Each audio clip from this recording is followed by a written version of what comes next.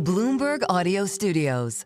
Podcasts, radio, news. Joining us now, he is the mayor of New York City. We have a 2-hour conversation to squeeze into a polite 20 minutes, and there are many, many topics to talk of. I want to talk of the immediate news. My father came home to College Point, Long Island. In the distance was LaGuardia. What a celebration for New York, the rebuilding of LaGuardia. Halfway there is Bayside High School, where you used to darken the door. And let's not mince words, it was a challenge, Mayor Adams, a few years ago. I want you to speak right now to the teachers of Bayside High School who went with the other guy yesterday in their union endorsement. Well, when you look at what we were able to accomplish here in the city, we've outpaced the state in reading and math, got so much more to do. But also we're developing the fullness of our children, teaching them meditation, breathing exercises, healthier food to eat. So our children are not only academically smart, but we want them to be emotionally intelligent. And at the same time, what we have done in our educational system for 130,000 children in pre-K, 3K, the universal after-school program, and paid our teachers a darn good union contract to make sure that they're having the wage that they deserve. My youngest child, Afterthought, went to a school with 11 languages in first grade. You have Ackman and Loeb, Wall Street support. They talk charter schools. Can you reaffirm here a better education system away from union dynamics and the silliness of it all?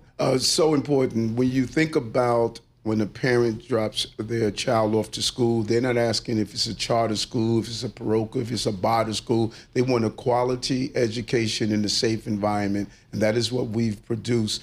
And, union heads don't always speak on behalf of the rank and file teacher population. I know those teachers appreciate what I have done as the mayor and what this administration has done, and many of those teachers will be voting for me. Mr. Mayor, what statement were the Democratic voters making when they selected Mr. Mamdani in the primary, maybe here in New York City, certainly, but maybe even nationally? Let's examine this, and I think there's something that has been not really understood. 9% of voters voted. 9%. 91%, they have yet to speak. 2.5 million Democrats, 1 million independents, several 100,000 Republicans. This is the moment when we're going to see what New Yorkers want. Do you want someone who defund and disband police departments? Do you want someone that's telling high-income earners to leave our city without understanding the economics that they bring? Do you want to stop our progress in one of the healthiest economies we've ever had and public safety? He wants to empty Rikers Island. 7,400 of the most dangerous people in our city. He wants to empty Rikers Island and have them come back to the communities that they offended. And so New Yorkers are going to be able to hear clear messages of what the future looks like and what that future looks like under him. Current polling, slingshot strategies, have Mr. Mamdani at first at 35% of the vote, Governor Cuomo second at 25%, Mr. Sliwa 14%, and you at 11%. What does that poll tell you, and what do you need to do to change those numbers? It tells me don't listen to polls. Okay. 2021, they had me 13% behind Andrew Yang, 13% behind Andrew Yang, and we're not calling him But you Mayor were not Yang. behind Governor Cuomo. What do you need? Have you spoken to Governor Cuomo yet in this turmoil? Communicated with him several times. Andrew has a history of doing things when it comes down to African-American candidates. He did it to Carl McCall when he ran for governor. He did it to David Patterson when he who spoke recently. Exactly. Blistering. He did it to Charlie King when Charlie King ran for AG. He did it to Keith Wright. He has a history, and I think the difference of supporting or sabotaging the race and trying to compel them to get out of the race. He underestimated Eric Adams, a former cop that knows what a bully looks like. And I am going to complete this race. My campaign has just started. I have not been campaigning. and not have an opportunity to speak to voters. You're going to complete this. Let's be clear, folks, particularly for our national audience. Eric Adams with us here at this interesting time for the city and, of course, for the nation is, well, thank you for joining Bloomberg Surveillance on television and radio. Mayor Adams, but the critical distinction here is the timeline to the election. When does the Adams-Cuomo tension need to get fixed to come to an efficacious outcome for the people against Mr. Mamdani? Think about this for a moment. Andrew knew that Mamdani was going to be on the ballot on the Workers' Family Party line. He knew that. He knew I was going to be, as a Democrat, on my own line. He knew that. So why would he also do an independent line? He created this scenario because he thought by doing so, he can force someone out of the race. Are you saying that Andrew Cuomo created Mr. Mamdani's campaign? He created this scenario that created an opportunity to divide the vote instead of being unified around Mamdani. This was his creation, and it's typical of how he create these scenarios. We're not going to succumb to that. He had his chance, $25 million he spent. He got his message out. He didn't campaign. He didn't go out and interact with voters. He created it. Now it's time for me to have an opportunity, and we will win and beat him. Has Governor Cuomo asked you not to run, or have you asked Governor Cuomo not to run at this stage? Both. When he spoke, we both interacted, and I said, you should step aside for the good of this city. We both agree the city will move in the wrong direction under the primary winner, and I think he should do the right thing. If he doesn't do the right thing from your perspective, would you run as a Republican? No, it's Curtis Lee is the Republican primary winner. He's the winner of that party. It's too late to switch that right now. I'm going to get votes from all New Yorkers, because when New Yorkers want safe street, they're not asking if they're Democrat or Republican. They want their street safe. The constant theme, Mayor, of our interviews and surveillance has been committed to talking about this debate with its national ramifications. And you mentioned it earlier, the New York Police Department, as a general rule, I'm speaking as an amateur, we're 3,000 down on the body count of the New York Police Department. What are you going to do day one on a second-term mayor to get the NYPD back to a forward motion? Well, that urgency can't happen on the re-election. It's happening now. We're in the place to bring on 4,000 more officers. By when? They're starting now. We have a class that's in now. By the end of the year, we're going to be substantially higher. And part of the problem is a lot of the large classes, we saw attrition. We saw a lot of officers retiring. That is why it was imperative as the mayor that I settled a good contract with our union members. Eric Adams with us here, the mayor of New York City. We welcome all of you nationwide.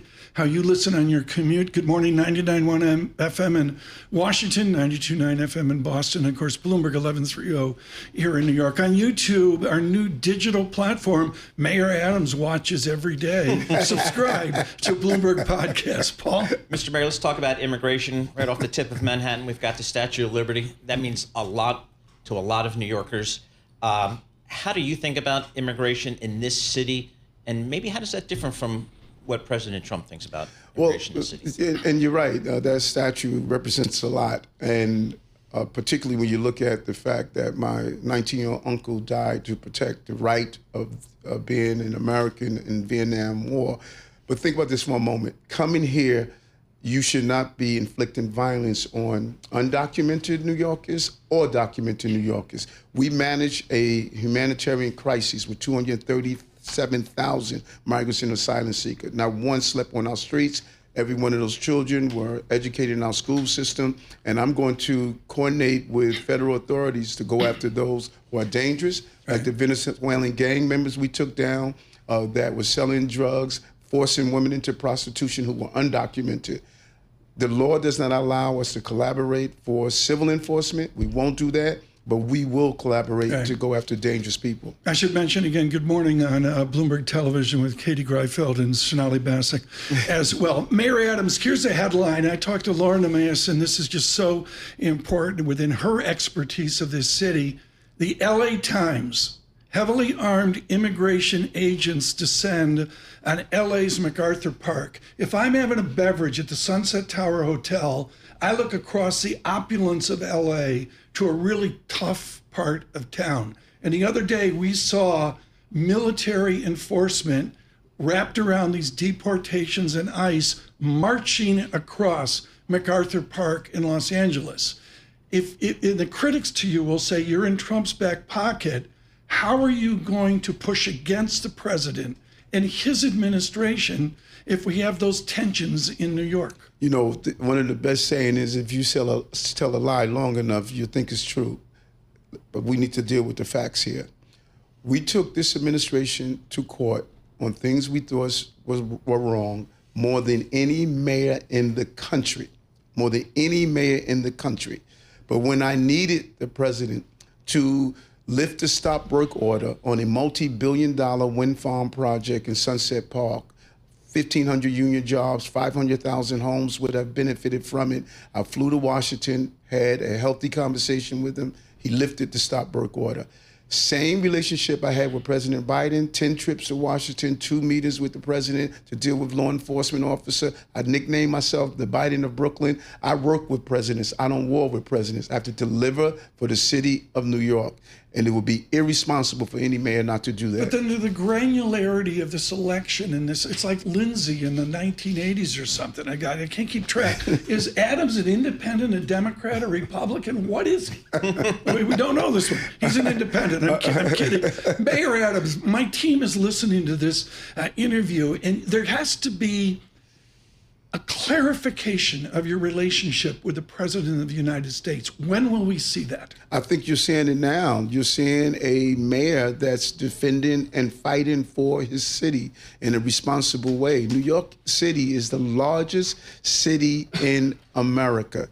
And if you're going to be the mayor of that city and you are unwilling to communicate with the President of the United States, if it's Biden or Donald Trump, if it's a Democrat or Republican, that's irresponsible. Governor Hochul went to Washington several times. Mayors across the country are going to Washington. And so for anyone that states that the mayor of the largest city in the country should not be communicating with the White House, that's irresponsible. You're not delivering for your city. I must deliver for New York. That is my primary goal, and that's who I respond to. Mr. Mayor, in terms of delivering for New York City cost of living has always been a key issue. Yes.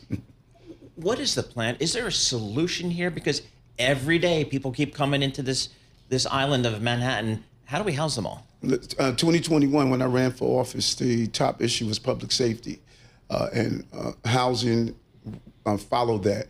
The reason you're seeing other conversations come on the floor in this election is because we solved the public safety problem. You see with Commissioner Tisch, we have the lowest numbers of I will homicide. state, let me interrupt. I will state where I live, folks. I can state it's not as bad as it was 18 months ago.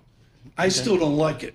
But Mayor Adams, I'm going to cut you some slack here. It's better than it was 18 months ago. 4.6 million people take our subway system every day. We have an average of 5 felonies a day out of 4.6 million. These police officers are doing an amazing job of keeping us safe. But the issue of affordability, I know it so well. I grew up in poverty. The primary winner grew up in luxury. Yet that same luxury he grew up in, he's stating that we should not have a financial ecosystem. I want the person that drives a limousine to have prosperity in the city and the person that sits in the back of the limousine. That's the city I want to live in. The zeitgeist here, and again, Lauren is briefing me on this, is you came into office and there was this scandal, that scandal, that. I don't even, it's old news for me. It's water well under the bridge. But there's a zeitgeist now that you need to get a new team as the next mayor, maybe involving some of those people in limousines. You teamed up with Ackman, Loeb, and the others within the financial business. If the other guy's elected, Mamdani, where, John, are they moving to Coral Gables or to Miami? Which is it? Both. This is serious, Mayor, this is serious stuff. You've got a mandate for how many millions of people are under your watch? 8.5 million New Yorkers, 320,000 employees. I want you to talk to the 100,000 fancy people in those limousines right now. How are you going to get them not to move to Florida? Well, first of all, we're going to win this race. And in my reelection, we're going to continue what we have done. In New York, as we talk about this business channel here, we have more jobs in the city's history, more small businesses in the city's history. Bond rate has raised our bond as they saw us navigate out of COVID, migrants and asylum seekers, crimes. When you take 22,000 illegal guns off the streets, 100,000 illegal vehicles that were used in current criminal behavior, you have stabilized the city. The economic stimulus package of the city is public safety. Right. Well, please. Mr. Mayor, given where the polls have you now, whether you believe the polls or not, what is your path to victory, do you believe? New voters. 91% of the voters did not participate in this election. We have a substantial number. We're going to register 1 million new voters over the next few months. And everyone is talking about the excitement that is felt over the primary winner. What they're missing is the excitement that I am seeing every day of those who say this can't happen. How do you run against Mr. Mamdani? I'm sorry? How would you run against him? How will you run against him? You have to do it in layers. You have to look at the various communities. Right. And when I say communities, I'm not talking about a geographical location. I'm talking about issues. I met with 250 bodega and supermarket owners yesterday. A government-run supermarket would devastate their business. I met with 250 of the 700,000 small property owners.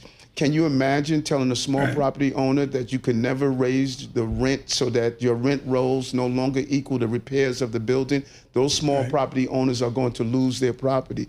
All of these different communities are now waking up and realizing what his policies would do to them individually. I'm going to make this the final question and come full circle to where we were before. And again, thank you so much on Bloomberg Television Worldwide for being with us. The distinction of this campaign is the kid you were, and it was a train wreck. When did your life turn around? Well, how old were you when your childhood became you as a police officer? What was the age where the tipping point was? About 19 years old. The parents of that 19-year-old brat, whoever they are today, okay, they are voting for the tradition of Mario Cuomo. How do you get them to shift from Mario Cuomo's son over to Eric Adams? How do you get that conservative, black, public safety electorate to turn and vote for you? Well, they voted for me in 2021. And remember this, as we reflect on this election, of my first job at 12 years old as a paper boy, then becoming a dishwasher, then working in the file room of Blue Cross Blue Shield, working in the file room of Pete Mitchell. That long legacy of blue-collar work is helping me understand the needs of the working class people in the city. Mayor Adams, thank you so much for joining Bloomberg today. Great to be greatly appreciated. He is Eric Adams of New York City.